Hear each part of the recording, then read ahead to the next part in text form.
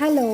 कसे आहात तुम्ही सगळे? आय होप छान असाल. मला पहिल्यांदा पाहत असाल तर मी प्रिया आणि तुम्ही पाहताय होम स्टोरीज विथ सिया आणि प्रिया. आज आमच्या घरात भरपूर तरकारी आली होती. काही मी घेतली होती आणि काही आमच्या इथे न्यू नेबर्स आलेत तर त्या ताईंनी दिली होती त्यांच्या शेतातून आणलेली प्युअर ऑर्गॅनिक. आता एवढी सगळी फ्रिजमध्ये ठेवायची म्हणजे आधी फ्रिजमध्ये थोडी जागा करावी लागणारच. त्यामुळे म्हटलं फ्रिज पण क्लीन करून घेऊ. माझ्या फ्रिजमध्ये ना काही असो नसो कोथिंबीर आणि टोमॅटो असायलाच पाहिजे असं काहीचं माझं असतं. कारण तुरीची वरण बनवताना त्यामध्ये टोमॅटो आम्हाला लागतोच. मी आज 1 किलो टोमॅटो घेतली आणि त्या ताईंनी अजून दिली. मग म्हटलं आता एवढ्यांचं काय करणार? त्यामुळे ठरवलं आज सॉस बनवायचा एकदम हेल्दी आणि टेस्टी.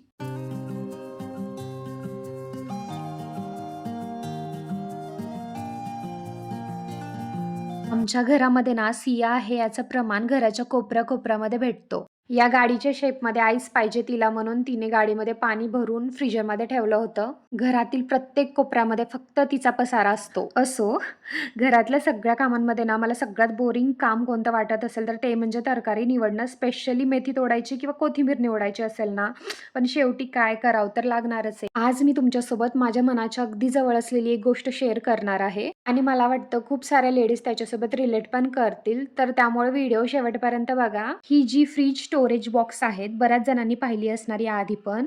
खूप उपयोगी वाटतात मला तर. तुम्ही फ्रिजसाठी कॅरी बॅग यूज करत नसाल तर हा बेस्ट ऑप्शन आहे. आता सगळी तरकारी सोबत दूध आणि साय सगळं काही ठेवून घेतलं. आता 1 आठवड्याचं टेन्शन सध्या तरी नाहीये मला.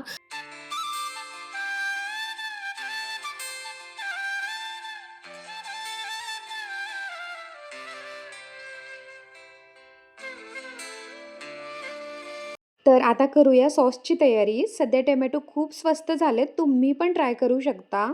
व्हिडिओमध्ये आपण जे हे फास्ट फॉरवर्ड असं इफेक्ट यूज करतो ना, ते बघायला किती मस्त वाटतं ना. ही सॉस बनवायला लागली ना, सियाची डिमांड आणखी वाढतात. आता तिला या सॉससोबत फ्रेंच फ्राईज पण हवे आहेत आणि तिचा इतका हट्ट होता ना माझ्याकडे, पण माझ्याकडे बटाटे पण नव्हते आणि आजकाल कसं होत आहे, ती जर बोलली मला हे खायचंय, तर ती खूप हट्ट करत आहे आणि मग मला तो थोडा बंद करायचा आहे. त्यामुळे मी ठरवलं आज नाही करणार फ्रेंच फ्राईज, उद्या करणार. त्यामुळे त्याची रेसिपी पण मी येणाऱ्या ब्लॉगमध्ये माझ्या शेअर करेलच.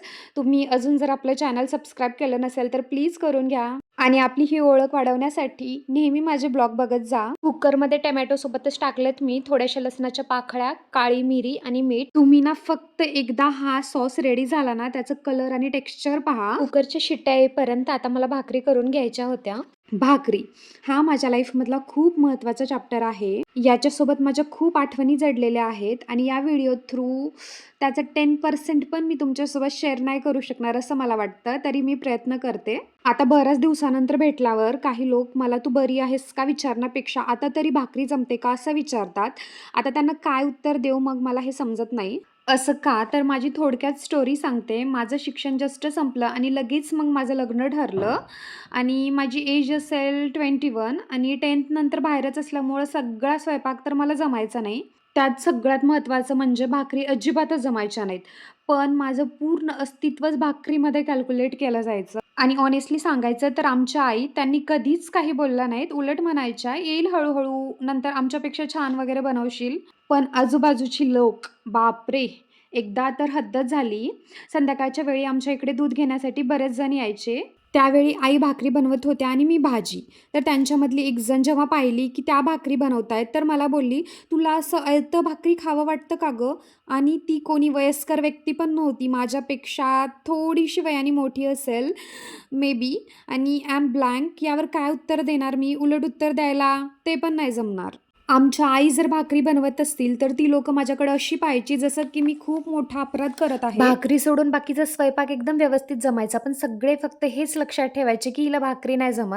आणि महत्त्वाचं बऱ्याच जणांना जमत नसतील तशी न्यू रेसिपीज मला जमायची.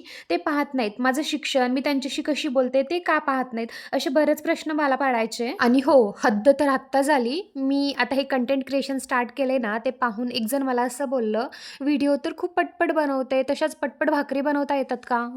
तर आता अशा लोकांना उत्तर काय द्यायला पाहिजे हे तुम्हीच सांगा. आता मी तर शिकली आहे बनवायला, पण जी लोकं मला यावरनं जज करायची, तर त्यांनी पण मला ज्या गोष्टी जमतात त्या शिकल्या पाहिजेत. हो की नाही? आणि हॉनेस्टली मला त्यांच्याबद्दल खूप हेट वगैरे असं काही नाहीये. It's okay. आता त्यांच्या मनामध्ये लहानपणापासून तेच रुजवलेलं असतं, की आता एक मुलगी म्हटलं, स्त्री म्हटलं, की तिला सगळा स्वयंपाक एकदम परफेक्ट आलाच पाहिजे आणि मला वाटतं खूप मुलींनी हे अनुभवलं असेल. जाऊ द्या असो. आमचं संध्याकाळचं रुटीन फिक्सच असतं. आम्ही रोज भाकरी बनवतोच बनवतो रात्री.